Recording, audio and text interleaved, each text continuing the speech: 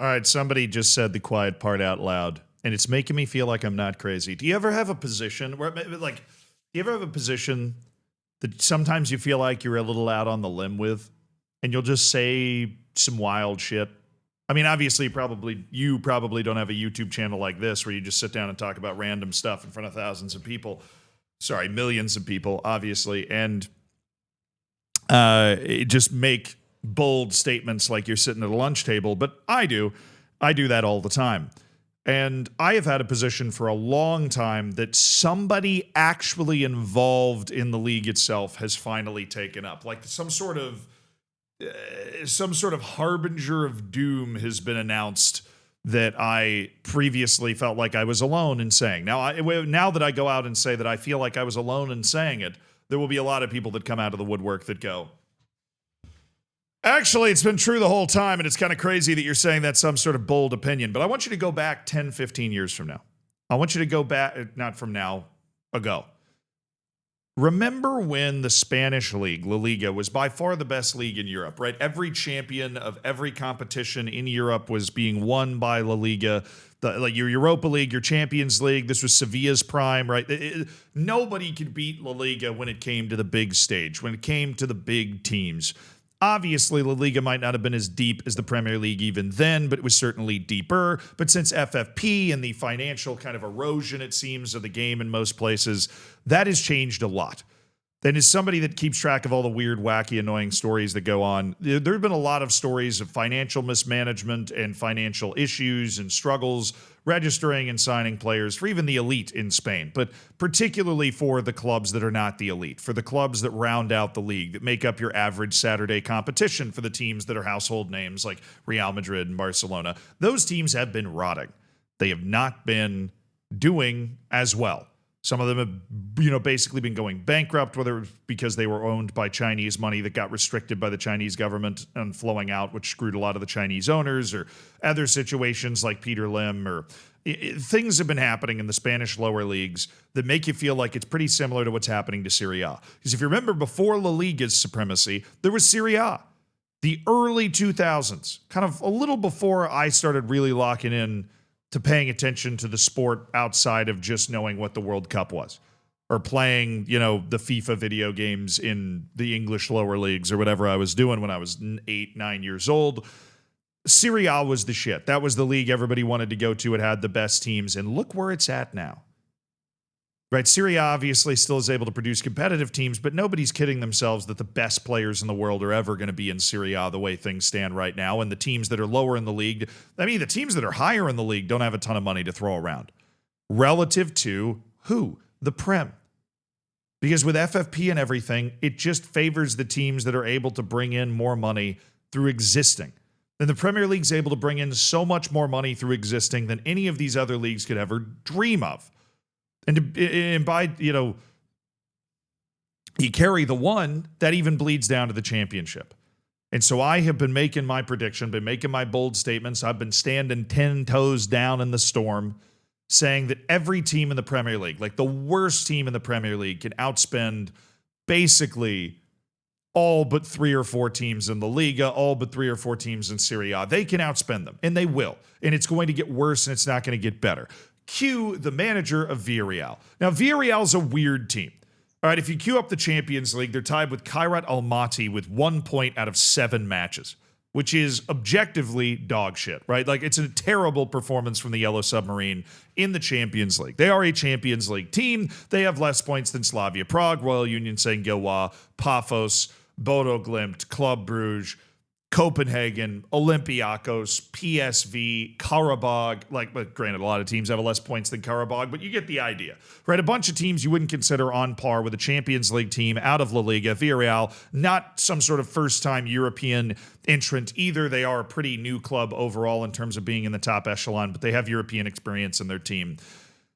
They have not done very well in the Champions League. But on the flip side of that, if you queue up La Liga and you look at the table, Villarreal is very healthily sitting in a Champions League spot. 7 points clear of Espanyol, match in hand.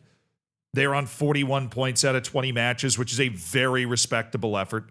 They are ahead of Antony's Real Betis, They're basically the top team. It's not Valencia or Sevilla that's bringing up the rear on Barca, Real Madrid, and Atletico Madrid, who's basically floating in the ether, it seems, right now, between those teams and where Villarreal is going to be at. Even though if they win, they tie this stuff up. Villarreal is starting to slip a little bit. They've played 2 tough matches. They've lost them both. But the manager of that team obviously is going to be happy with the way they're playing in La Liga. But what does it say about La Liga that you tune into that and the one team that's not Barcelona, Real Madrid, or Atletico Madrid that's participating in the Champions League fucking sucks relative to all these other teams? That's not a good commentary on the state of the league. It's not a good commentary on where the quality of the league is, because even when you look at teams that maybe are struggling in Europe, Fiorentina didn't do well in the Conference League. Well, they're in 18th in Serie A. Right? Crystal Palace didn't finish top 8 in the Conference League. Well, they're like 16th in the Prem. You know what I mean? You see these other big European teams that show up at these competitions and, well, maybe they're not actually doing that well. And then you actually look at the league standings and you go, oh, well, Napoli's not anywhere near the top of the league in Serie A this year. Maybe that's why they're just not the same level team. Maybe that's why they're down here struggling. We got Athletic Bilbao even, who's not doing well in the Champions League. They're still in the playoff contention. They're in 13th in the league, right? They've fallen off that step a little bit. They've got their opportunity to, maybe continue things and keep playing, but they're not, they're down here with Sevilla and Valencia, and they're just in the group of teams. Bilbao obviously has its own reasons for this because they can only, play kids that grew up 5 miles from the stadium or whatever. They're with this group of teams that probably should be in European conversation, and they are just absolutely not. Not at the moment. They're not there. But what does the manager have to say about this? Well, in the transfer window, he suffered a pretty serious L. That is part of this larger interview with Kade Nasser, whatever this very news site. He does this interview about all sorts of stuff. There is a section in the interview called La Liga is no longer the queen of Europe. Marcelinho's team is currently 3rd in La Liga, but 2nd to last in the Champions League. Perhaps a sign La Liga's lost its edge. That's what I'm saying. The Villarreal manager believes that in general, Spanish teams competed better in Europe 5-10 years ago. 5. I guess 5 would still be true too, yeah, because it's kind of going down the whole time. He blames the financial resources of Spanish clubs. And then he has a quote that is very telling, because now we have a manager of the 4th best team in La Liga talking about the very, publicly, in a way that, Real Madrid or whoever would never actually admit this, publicly talking about the issues that he's facing as a manager now. Many Spanish players are leaving our league. There are championship teams that are financially on par with more than half of the clubs in La Liga. He said it. He said it out loud. As somebody that's on the front line of trying to sign players, to keep his players, to build the best possible team at the Yellow Submarine, that there are championship teams in the 2nd division of England, that because of the trickle down of the Premier League money, the parachute payments that are coming in, that are financially on par and capable of spending the same or more amount of money than half of the clubs in La Liga. That is an indictment. It is dangerous for La Liga. I don't know what the fix is. I am not somebody that sits here in this chair with, buckets full of ideas about how to solve this problem. Right? Obviously, Javier Tebas, the leader of the league, has come up with such bold ideas as playing league games in other countries. I don't think it's necessarily as much about that as to finding other ways to make the league marketable. It's not like the Premier League's playing 5 games a year in New York, and I think that there is a language issue in terms of accessing the English-speaking world. And that is obviously the most spoken language in the world, at least in, passing fluency. But you know what else is spoken a lot of places? Spanish. So you know what? I am going to pitch an idea. La Liga should continue to strive to become the dominant language in the entirety of the Western Hemisphere. Because the Western Hemisphere, or I suppose I should say the New World, right? Mexico down, with the exception of Belize, Brazil, and the Caribbean, is speaking Spanish.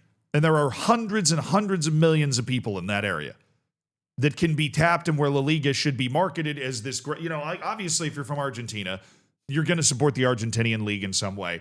But you all, what the Premier League does so well is you can support your local league, and then you also kind of have a Premier League team. You know what I mean? And I feel like outside of Real Madrid, there isn't a healthy projection of that power, right? You run into Real Madrid, like, my barber in New York, Real Madrid fan, right? But you need more of that if you're La Liga. You need to tap into the diaspora, because the reason the Premier League is the biggest, the reason the championship clubs are financially on par with La Liga teams is because a bunch of dudes in India, China, and the United States are watching the Prem. It's on TV every weekend, right? There's discussion shows every week, and it has been built organically over the last 15 years. Well, 15 years from now, La Liga would love to be in a better spot than it is now, and they have to do something. They have to do something. And he went on to say, this quote continues, "In our case, we're a Champions League team. We had a Spanish international, and then Crystal Palace, not one of England's top clubs, came along and signed Yeremy Pino." Right, like Yeremy Pino becomes this wonder kid. He breaks into the team, and Villarreal is not able to compete in any way. A team that's in the Champions League out of La Liga that is not like a one-hit wonder. Right, a religious top 7 team, consistent over the last 5-6 years, top 7. Right, Champions League, other European competitions. Crystal Palace, one time they've found their way into Europe in the last 3,000 years. You know what I mean? Like, they were building pyramids, and Crystal Palace is still making it into Europe for the first time since then. And Crystal Palace had the resources and the pull to be able to bring Yeremy Pino in. It's not even about the resources. It's about convincing somebody like Yeremy Pino that playing in the Premier League is the biggest stage. That is a bigger stage. Even if you're not in Europe every year, they can give you a significant sum of money for the transfer and offer, and this is very telling, like a very telling part of the quote, a higher salary than any Spanish team could pay. Like the Premier League and now even sort of the Championship are able to offer higher salaries for the same talent in a way where there isn't any Spanish team outside of the big 3 that is able to compete with this anymore. Every team in the Premier League, with Villarreal, I believe, Marcelino's basically confirming this. Every team in the Premier League is able to outspend all but 3 teams in the Liga. Higher salary, more draw. I mean, maybe not Burnley, certainly not Wolves right now in the January transfer window in terms of being able to attract somebody like Yeremy Pino. But if you can convince them that you're not getting relegated anytime soon, which is basically seemingly the belief of almost every Premier League team every year. West Ham would have had this sales pitch last summer before they realized that they were all of a sudden in a death race. Right? And Crystal Palace is in 16th right now. It's not like, they're able to go and say, look, we've been in the Premier League for a few years. You have the opportunity to play on the biggest stage. Maybe you put in like a $20 million relegation release clause or something to appease them a little bit. But you can attract the best players on the 4th best team in the Liga to Crystal Palace. And the manager of Villarreal recognizes there's nothing he can do to stop it. That is way bigger news than I feel like people are acknowledging. The power shift is here, and the managers know it. And you know what that also means? If a Premier League team that's mid-table calls up Marcelino, he's probably going to say yes. I mean, unless he's got some sort of massive personal connection with Villarreal, which hard not to develop. It seems like a great club. But in terms of the money and the opportunity to manage on a bigger stage, it's not just the players that are going to be going anymore. It is literally going to be a brain drain to the top from everywhere.